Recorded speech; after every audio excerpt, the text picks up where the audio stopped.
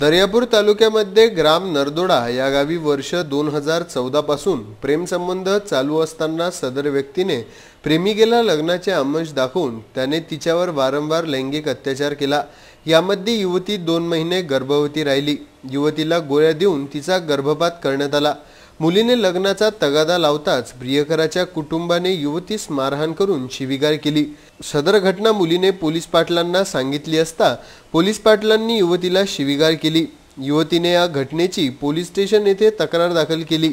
यावेळी आरोपी भूषण वंजारी, विजय वंजारी, अंतकला वंजारी, निलेश वंजारी, मंगेश वंजारी, वैशाली वंजारी, अशोक उमक, मंगला वंजारी, संकेत वंजारी, रॉकी वंजारी, प्रवीण वंजारी यांच्यावर कलम 376, 313, 323, 417, 504, 506, 202 अंतर्गत गुन्हा दाखल केला आहे।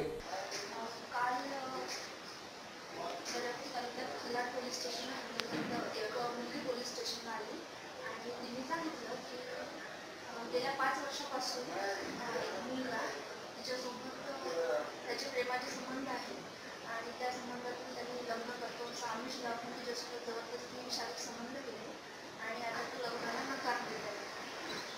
यामुळे त्यांनी पोलीस स्टेशनला आणि रिपोर्ट दिला। त्यानुसार आम्ही पोलीस स्टेशनला 376 तसेच विविध कलमांतर्गत गुन्हा दाखल केलेला आहे आणि सध्या आरोपी अटकेमध्ये आहे। त्याचं मेडिकल वगैरे होणं बाकी आहे।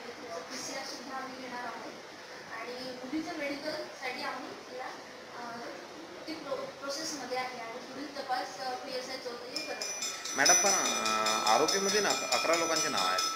हां, बरोबर। त्याच्यामध्ये तिचे जे नातेवाईक आहेत त्यांनी सुद्धा तिला धमकी दिली आहे की तुझं लग्न करून आमच्या घरात आली, तुला आम्ही मारून टाकू अशी त्यांनी सुद्धा धमकी दिली। त्याच्यामुळे ती सख्या म्हणली आणि पोलीस पाटलांचं सुद्धा नाव दिसलं।